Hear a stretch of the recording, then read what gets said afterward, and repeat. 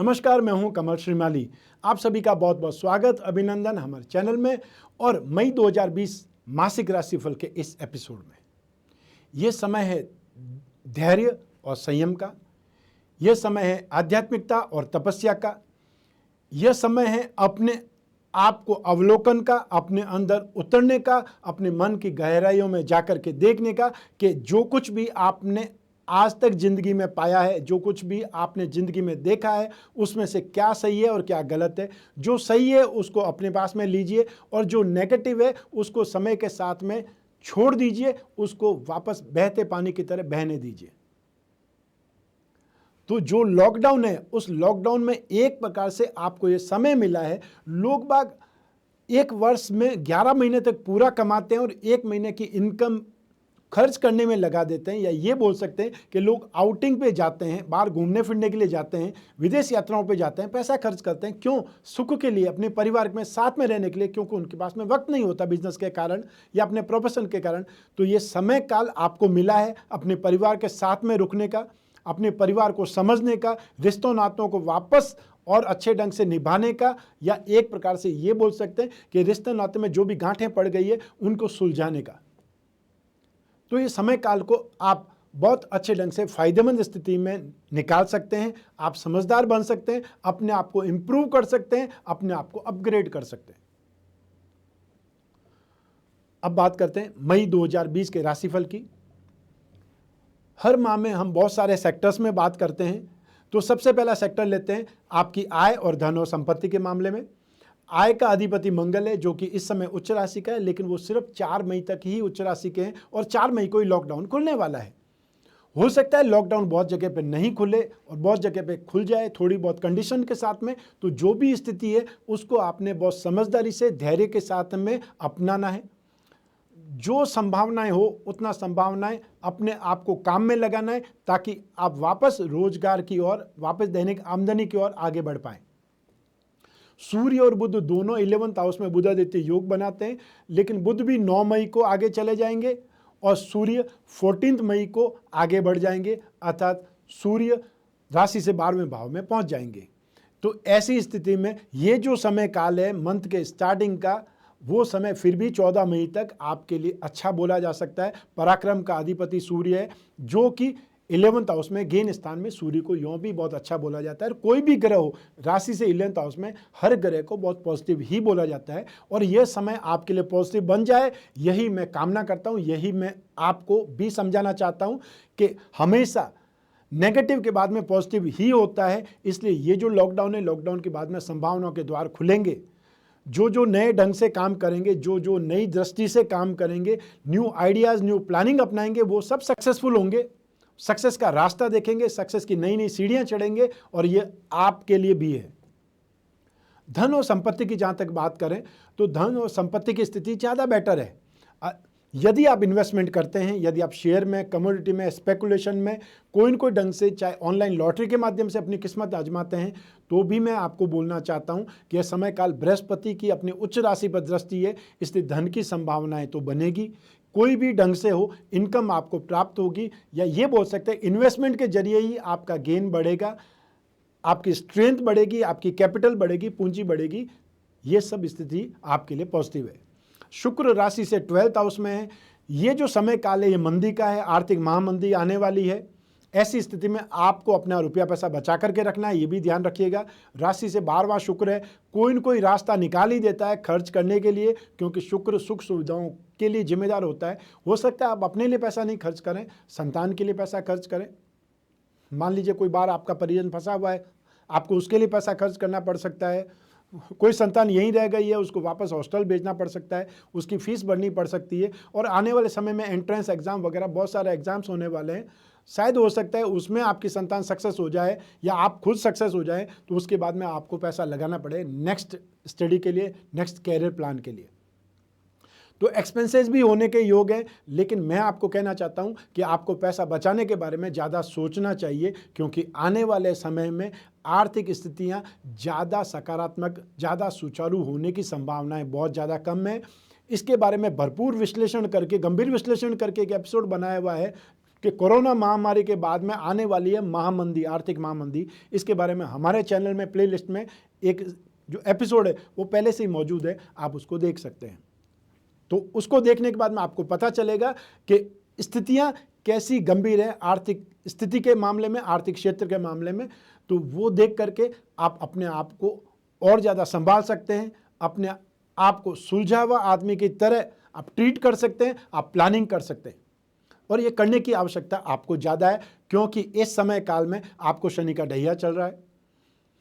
बृहस्पति राशि से 8th house में मौजूद है, जो कि 14 मई को वक्री जरूर हो जाएंगे, लेकिन वो राशि से 8वें भाव में आने वाली 30 जून 2020 तक वहीं रहेंगे। ये आपको ध्यान रखना पड़ेगा।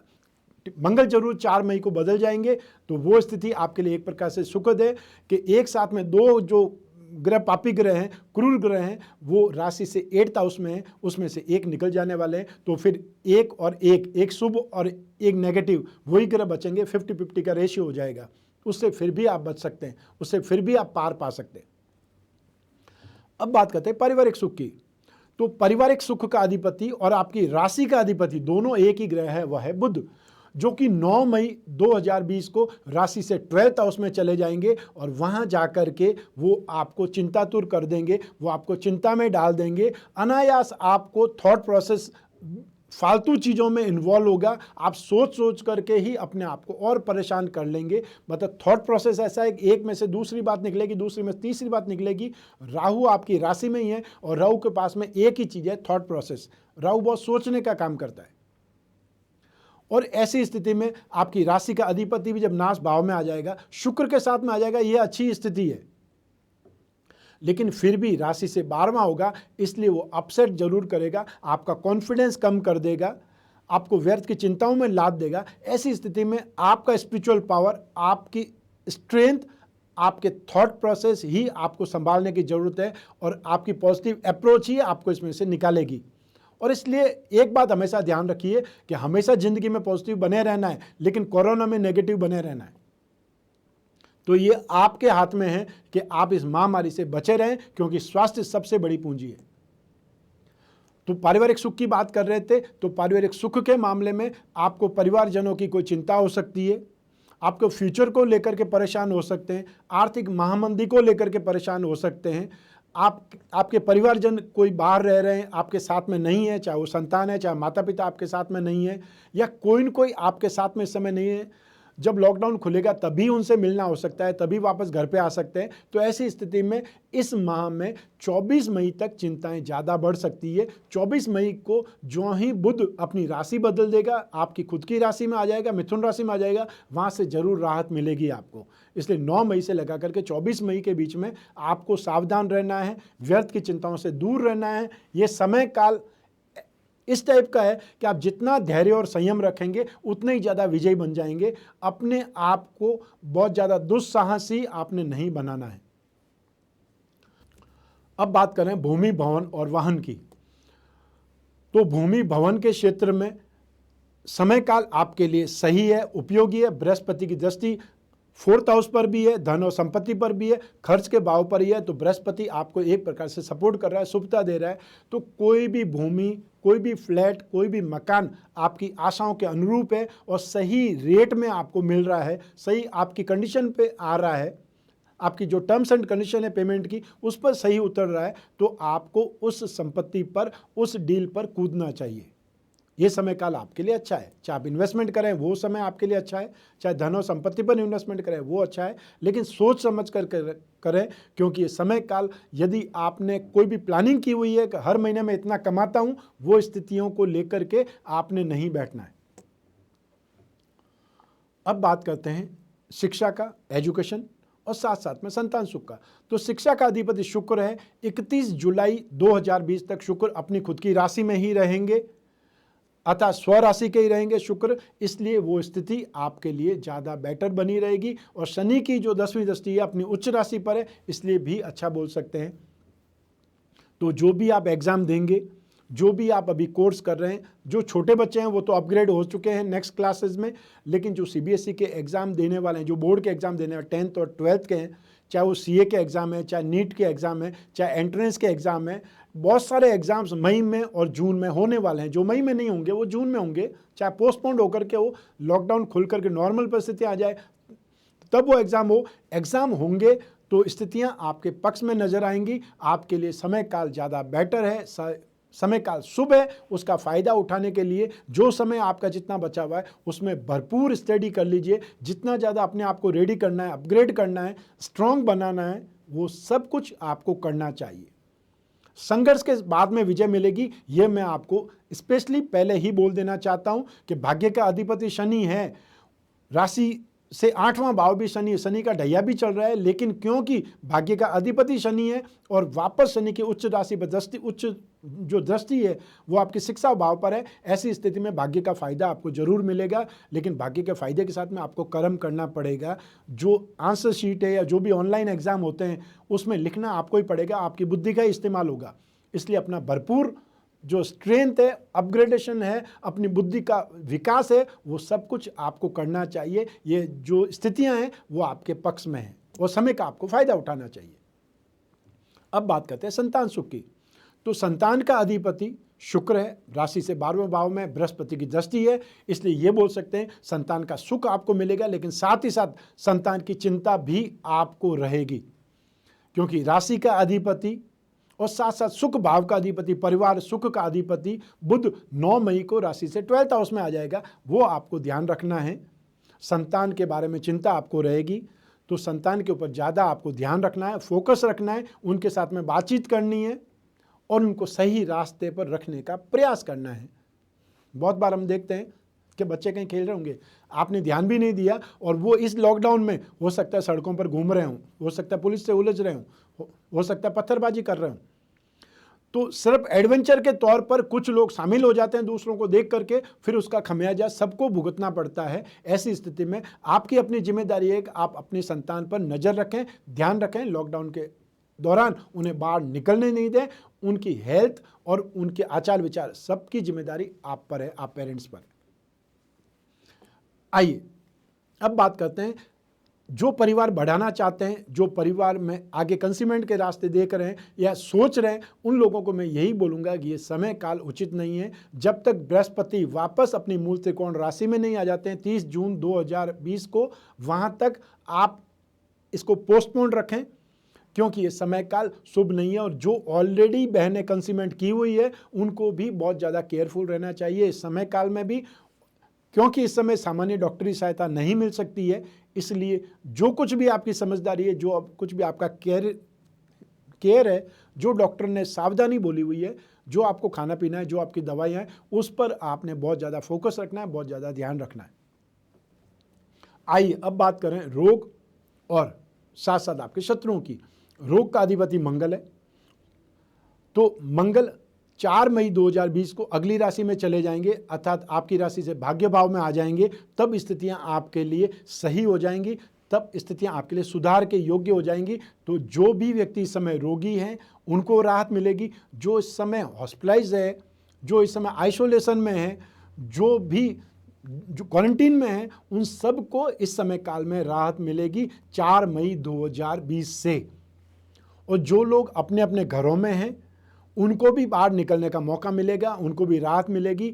और जो लोग भी अपने आपके प्रोफेशन से जुड़े हैं, चाहे वो डॉक्टर के प्रोफेशन से जुड़े हुए हों, चाहे पुलिस के प्रोफेशन से जुड़े हों, चाहे सेना के जो प्रोफेशन से जुड़े हुए हों, उन लोगों को भी इस समय काल में ज़्यादा अधिकार हासिल होंगे, ज़्यादा राहत के साथ ड्यूटी कर पाएंगे। ये जो आपाधापी वाली जो स्थिति थी, ये बहुत ज़्यादा इमरजेंसी वाली स्थिति थी, उनसे उनको राहत मिलने वाली है। अब बात करते हैं विरोधियों की। मंगल राशि से 8th हाउस में है, ऐसी स्थिति में 4 मई 2020 तक आपको जरूर सावधान रहना चाहिए। व्यर्थ के विरोध से, व्यर्थ के आक्षेप से या व्यर्थ की बहसबाजी से हो सकता है कोई आपको उकसाए, कोई भी आपको प्रोवोक करे लड़ाई झगड़े के लिए, कुछ भी बोलने के लिए, मारपीट के लिए। आपको धैर्य का परिचय देना है, आपको संयम का परिचय देना है, उससे ही आपकी स्थिति से बचाव होगा। आइए अब बात करते हैं गृहस्थ सुख की। गृहस्थ सुख का अधिपति बृहस्पति राशि से 8वें भाव में है। 14 मई 2020 से बृहस्पति जब वक्री होगा तब आपको गृहस्थ सुख में राहत मिलेगी। आपको अपने कार्यकलापों में भी राहत मिलेगी। जो पारिवारिक पृष्ठभूमि में वैर विरोध है, मनमुटाव है, उसमें भी आपको राहत मिलेगी। अतः लॉकडाउन में काफ़ी कुछ जो आपने तपस्या की है, जो आपने बहुत अधिक मेहनत की है, प्रयास किए हैं, उसका भी आपको एक प्रकार से यश का गुणगान मिलेगा। आपने अच्छा जो कर्म किए हैं, एक प्रकार से उसका अवार्ड रिवार्ड की स्थिति आ जाएगी। तो ग्रस्त सुख के मामले में 14 मई 2020 से स्थितियां आपकी बेटर बनेगी। प्रेम प्रसंग की जहाँ तक बात कर सकते हैं, तो ऐसी स्थिति में शुक्र राशि से 12th हाउस में 31 जुलाई तक सपोर्ट करता रहेगा। राशि से पंचम भाव मित्रता का होता है, उसका अधिपति आपके लिए सपोर्टिव है। सप्तम भाव का अधिपति बृहस्पति वो राशि से 8th हाउस में है, इसलिए आप ये बोल सकते हैं कि 50-50 की स्थिति आपके पास में है। इसलिए बहुत सोच समझ करके बातचीत करें, सोच समझ के अपने रिश्तों को निभाएं। और यदि आप लिव इन में रहते हैं तब भी मैं आपको यही कहना चाहता हूं कि ये स्थिति आपके लिए बहुत ज़्यादा संयम की है, धैर्य की। जो भी बोलचाल करें, जो भी बातें बोलें, आर्ग्यूमेंट भी करें, उसके अंदर भी सभ्यता का साथ रखें, धैर्य का परिचय दें, तभी आपका रिश्ता बच सकता है। आइए अब बात करते हैं कैरियर की। तो कैरियर का अधिपति और सप्तम भाव अर्थात गृहस्थ सुख, दाम्पत्य सुख, दोनों का अधिपति एक ही है, वह है बृहस्पति। तो जो ही बृहस्पति वक्री होगा 14 मई 2020 को, वहाँ से आपके कैरियर में भी कुछ राहत की बात होगी। यदि आप काम करते हैं, यदि आप अपना व्यवसाय करते हैं, यदि आप अपना प्रोफेशन करते हैं, तब भी स्थिति 14 मई के बाद में आपके लिए सकारात्मक होगी। वहाँ से आपकी स्थिति पक्ष में होनी स्टार्ट हो जाएगी। इसलिए थोड़ा सा धैर्य रखें, संयम रखें अपने कार्यों के बीच में, अपने प्रोफेशन में, क्योंकि ये समय जो है वो एक प्रकार से थम सा गया है, रुक सा गया है। वापस इसको चलने में थोड़ा सा समय जरूर लगेगा और वो समय आपको भी लग सकता है, क्योंकि राशि से अष्टम भाव में आपके लिए परिस्थितियाँ ज़्यादा नकारात्मक है, ज़्यादा वीक है। इसलिए मेहनत और संघर्ष आपको ज़्यादा करना पड़ेगा। अब बात करते हैं पिता के सुख की। तो राशि से 11वें भाव में सूर्य विराजमान है और पिता का कारक भी सूर्य है। इसलिए पिता से सामंजस्य, पिता से आपका स्नेह, प्रेम, अपनत्व इन समय में बढ़ेगा। लॉकडाउन में स्थिति ज़्यादा डेवलप हुई है, आप दोनों के बीच में एक समझ विकसित हुई है, एक प्रकार से अपनत्व आप जागृत हुआ है, बहुत अच्छे ढंग से आप बातचीत करना आरंभ किए हैं। लेकिन 14 मई के बाद में हो सकता है आपके पिताजी व्यस्त हो जाएं या उन्हें कोई स्वास्थ्य संबंधी तकलीफ हो जाए, उनका ध्यान रखने की जिम्मेदारी आपकी होगी। इसलिए मेंटली प्रिपेयर रहें। इस एपिसोड में बस इतना ही। सब मिला करके मैं यही कहना चाहता हूं कि हमेशा संघर्ष के बाद में स्थितियां हमेशा उन्नति प्रदायक होती है। व्यक्ति संघर्ष से निखरता है। सोना हमेशा तप करके ही कुंदन बनता है, वही स्थिति हर व्यक्ति की है। इस लॉकडाउन ने हर व्यक्ति को, हर सकारात्मक व्यक्ति को एक प्रकार से कुंदन बना दिया है और इस समय का फ़ायदा आपने उठाना है अपने आप को डेवलप करने के लिए, क्योंकि जब आप डेवलप होंगे तो परिवार की उन्नति होगी, परिवार की उन्नति होने से समाज की उन्नति होगी और समाज की उन्नति होने से ही देश की उन्नति हो सकती है। और हमें इस समय काल में एक प्रकार से प्रोग्रेसिवनेस का, एक प्रकार से मैच्योरिटी का परिचय देना होगा कि हम अपने आप को बहुत रेस्पॉन्सिबल शहरी के रूप में, रेस्पॉन्सिबल समाज के रूप में, रेस्पॉन्सिबल पर्सन के रूप में अपने आप को दिखलाएं।